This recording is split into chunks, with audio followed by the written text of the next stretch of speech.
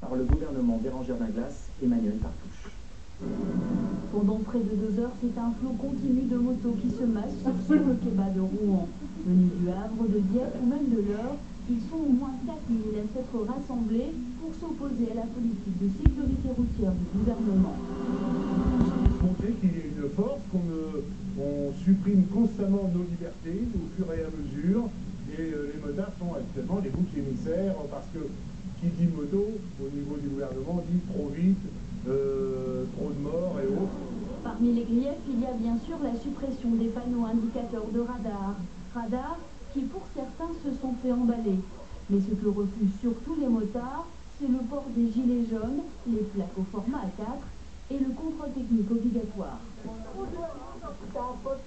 On n'est plus pour des vaches à lait, on en a marre d'être toujours en train de payer. Donc on n'est pas d'accord non plus sur tout ce qui est contrôle technique, puisque tout ce qui est motard en général c'est la sécurité, donc tout est entretenu correctement. On ne peut pas se permettre de rouler avec des motos et des pneus en mauvais état, et puis de ne pas avoir des bons freins non plus.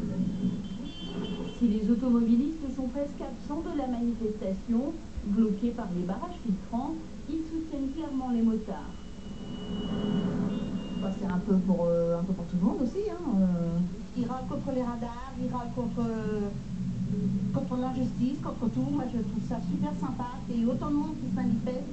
En fin d'après-midi, c'est à la préfecture que s'est achevée la manifestation.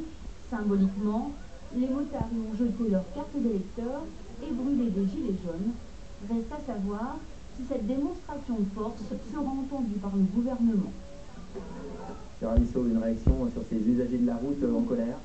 Oui, une course à l'action sur les raisons pour lesquelles, par rapport à un système que les motards peuvent trouver de plus en plus contraint ou répressif, je peux entendre et comprendre. En revanche, sur les aspects vitesse, moi je fais partie des gens qui n'ont pas compris au moment où on a mis en place les radars, pourquoi on mettait des panneaux pour les annoncer. Je pense que le respect de la vitesse, pour des raisons de sécurité, et puis pour des raisons d'environnement et de consommation d'énergie, pour moi, ça reste une valeur importante. Le gouvernement est totalement dans son rôle.